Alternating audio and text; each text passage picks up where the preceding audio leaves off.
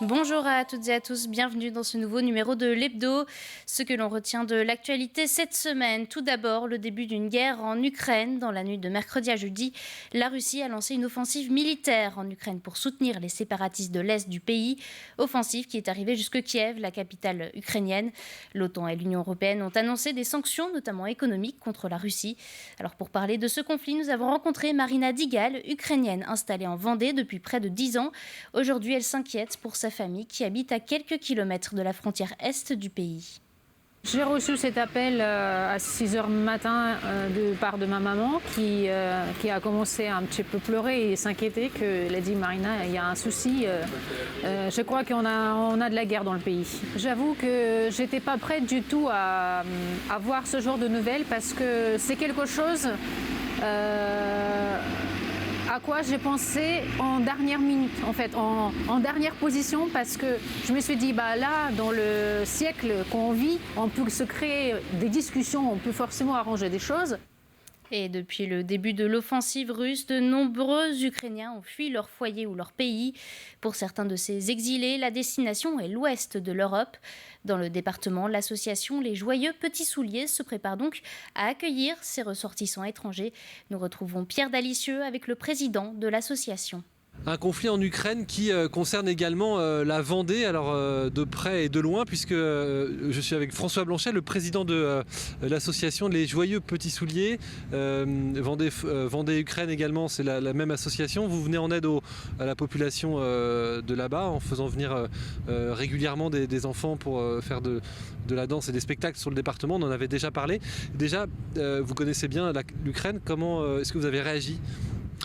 C'était un sentiment d'abord de colère et puis ensuite d'inquiétude, de colère parce que effectivement aujourd'hui on se rend compte qu'un seul homme au XXIe siècle peut annexer un pays sans que personne ou presque réagisse, et puis d'inquiétude parce que effectivement toutes les personnes qu'on connaît là-bas nous appellent et nous demandent ce qu'il faut faire, est-ce qu'il faut venir en France, est-ce qu'il faut rester là-bas, est-ce qu'on est prêt à les accueillir ou pas. Donc forcément ça crée beaucoup de tensions, les Ukrainiens souffrent aujourd'hui, ils ont peur d'être bombardés, et nous on est là un peu impuissants en essayant de faire ce qu'on peut pour essayer de les aider. Alors impuissant, pas totalement, en tout cas vous avez, à votre échelle vous allez vous appeler les familles vendéennes et puis plus largement en France, puisque c'est une association nationale à accueillir les réfugiés, les personnes qui voudraient venir en France. Comment ça se passe ?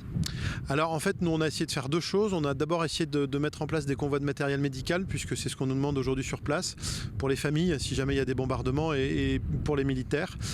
Donc on est en train de récolter en ce moment du matériel qu'on va essayer d'envoyer si on a l'assurance que le convoi puisse aller jusqu'au bout, ce qui n'est pas le cas aujourd'hui. Et puis effectivement on se prépare pour accueillir des Ukrainiens en Vendée particulièrement. On a une 50aine de familles qui sont mobilisées aujourd'hui, qui sont prêtes à les recevoir.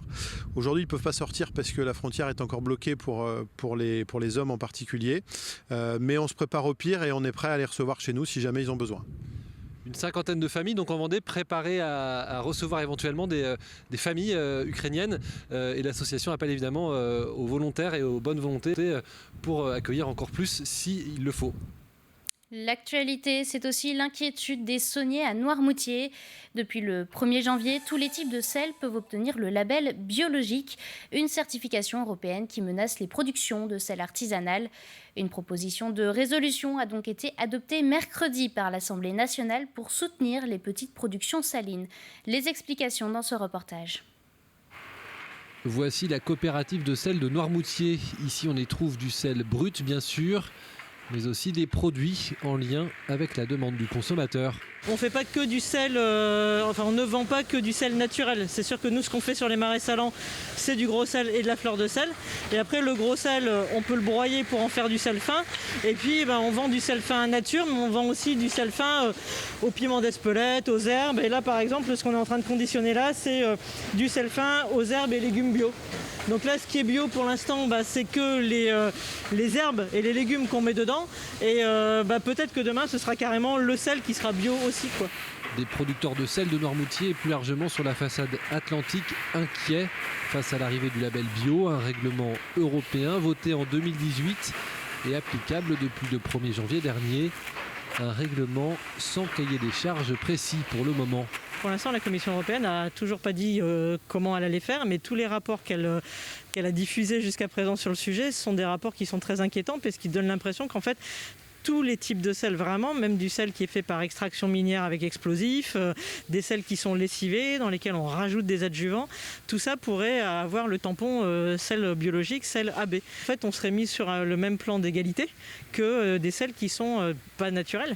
Et là, du coup, la problématique, c'est que le consommateur, lui, il ne saura pas faire la différence parce qu'il va avoir confiance. En tout cas, c'est l'objectif des labels, c'est d'avoir confiance dans le label. Et donc, on se dit, on a le label AB, ça veut dire que c'est bon pour l'environnement. Ce mercredi 23 février, les députés ont voté une résolution en faveur des sauniers. Une bonne nouvelle pour les exploitants. Il y a eu une approbation, ce qui est du coup extrêmement favorable. Le gouvernement qui s'est exprimé aussi à l'Assemblée à ce moment-là a eu une position qui semblait aussi plutôt effectivement de compréhension et favorable et qui a dit que le gouvernement français allait être vigilant avec tous les éléments techniques qui lui permettraient effectivement d'avoir une discussion avec la Commission européenne. Prochaine étape, le 8 mars, où un cahier des charges plus précis sera présenté aux 27 États membres par la Commission européenne. En politique maintenant, Christelle Morancet, la présidente de la région des Pays de la Loire, était en visite cette semaine, 48 heures en Vendée. Elle a rencontré des associations, des élus et des entreprises. L'occasion pour la présidente de région de rappeler les priorités de son second mandat. L'objectif, c'est vraiment d'être sur le terrain. Vous savez, c'est quelque chose, moi, qui m'anime particulièrement, mais c'est de passer 2 jours en immersion totale sur le terrain, et donc pour pouvoir échanger avec l'ensemble des acteurs, que ce soit des chefs d'entreprise, que ce soit des associations comme l'outil en main que je viens de visiter, ou ici sur une initiative faite par la commune avec des enfants et qui rejoignent dans la plupart du temps les priorités que j'ai fixées pour ce nouveau mandat, à savoir l'emploi, la jeunesse et la transition écologique. C'est simplement lui montrer que nous, on est tout un groupe de bénévoles qui aspirent à donner de leur temps pour leur savoir-faire, pour que les enfants puissent, peut-être un jour, on ne sait pas, mais accéder au métier manuel. Et pour nous, c'est vraiment très valorisant. Dans le reste de l'actualité, ce débat en France autour de la chasse après le décès d'une jeune femme de 25 ans le week-end dernier dans le Cantal, abattue par un tir de fusil alors qu'elle se promenait dans la forêt lors d'une battue au sanglier. L'auteur du tir, une adolescente de 17 ans, a été mise en examen pour homicide involontaire. Un drame qui interroge sur la pratique de la chasse pendant les week-ends et les vacances. Reportage à Jars-sur-Mer. Ces membres de la Fédération française de randonnée de Vendée sont en plein travail pour créer de nouveaux sentiers. Nous sommes en train de faire du repérage pour un futur sentier qui va être mis en place courant 2022. En Vendée, selon ces randonneurs, les relations entre promeneurs et chasseurs sont plutôt bonnes. Pas question pour eux d'interdire la chasse quelques jours dans la semaine, ni de créer des tensions entre les deux camps, même s'ils reconnaissent parfois un manque de communication de la part des chasseurs. Ça, c'est vraiment le problème. On le dit que c'est un problème pour moi de communication. Savoir exactement la date à laquelle a lieu la battue. Ça serait bien que les battues soient connues. Et avoir un site commun, par exemple, mais ce n'est pas toujours le cas. Et des fois, on se retrouve sur un circuit où on n'a pas prévu qu'il y avait une battue. Et à ce moment-là, on dévie de notre route ou on attend que la battue soit passée parce qu'elle ne dure jamais très longtemps. Mais c'est de la communication à avoir avec les chasseurs. Pour la Fédération de chasse du département, des efforts ont déjà été faits sur la sécurité. La fédération qui affirme que les accidents sont très rares en Vendée, mais son directeur admet qu'il est possible de faire encore mieux. Ce qu'il faut par contre, c'est qu'on arrive à mieux échanger, communiquer. Je pense qu'on le fait bien, on peut peut-être encore faire mieux pour délivrer les infos sur comment ça se passe. Pourquoi quand on met des panneaux sur un chemin, c'est pour indiquer et prévenir, c'est pas pour priver les gens de l'espace public.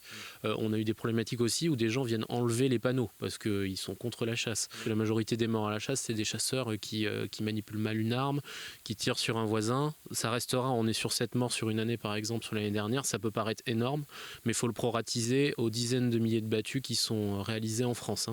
La Vendée a été marquée en 2017 par la mort d'un adolescent tué par son grand-père en pleine partie de chasse. En janvier dernier, le président de la société de chasse de Vendée ainsi que 2 chasseurs ont été condamnés après qu'une balle ait atterri dans le salon d'un habitant de Talmont-Saint-Hilaire. Poursuivons avec le changement de directeur chez les sapeurs-pompiers de Vendée. Le contrôleur général Mathieu Mérès a pris ses fonctions de directeur du SDIS le 1er février dernier.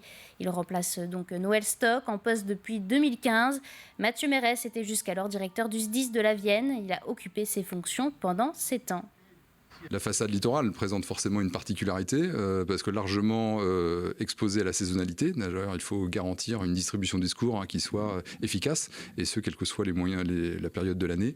Et puis forcément, des typologies d'intervention particulières auxquelles il faut se préparer. Mais d'après mes premières semaines et mes premières constatations, les sapeurs-pompiers de la Vendée, ils sont parfaitement préparés. Parmi les événements à ne pas manquer ce week-end, l'ouverture du Salon international de l'agriculture qui se poursuivra jusqu'au 6 mars. Après 2 ans privés de salon, ils sont donc nombreux à attendre avec impatience l'événement.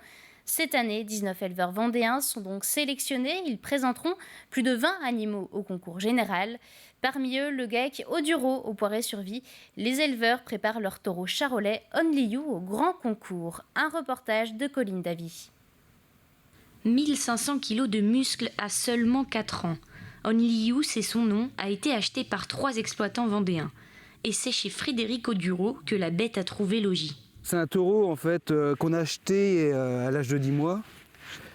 Et aujourd'hui, par rapport à ce qui se fait sur les concours, on a vu que notre taureau avait le potentiel d'être présenté ou puisse participer à Paris. Paris est son prestigieux salon de l'agriculture, le Graal des concours. En race charolaise, seuls 4 lauréats sont vendéens. Et là, il est top. Alors pour faire partie de l'élite, un long travail s'impose. Des douches chaque semaine, 2 douches par semaine, avec un toilettage assez rigoureux et faire marcher l'animal pour qu'il ait une très bonne mobilité et pour qu'il puisse bien se déplacer au salon. Soigner la démarche, c'est le défi de ce taureau. Car Only You est attendu sur tapis rouge. Il défilera sur l'allée Prestige à Paris. Le départ est fixé vendredi matin, plus que quelques jours avant l'instant de vérité. C'est le résultat d'un long travail. Et puis, il y a la partie un petit peu de stress, la partie de stress du concours, quoi. Un stress qui perdure d'année en année, même après 36 participations. Notez aussi que TV Vendée sera la semaine prochaine au Salon de l'Agriculture à Paris. Un événement à retrouver notamment dans la Vendée en direct. Au chapitre culture, vous connaissez notamment peut-être la cérémonie des Césars, mais il existe aussi le César des lycéens qui dévoilera son lauréat lundi. Un César avec un jury composé de 2000 élèves de terminale. Et cette année, parmi eux, les lycéens de l'établissement Notre-Dame de la Tourtelière à Pouzauges. C'est la seconde fois que le lycée y participe, un événement qui leur permet de développer leur esprit critique.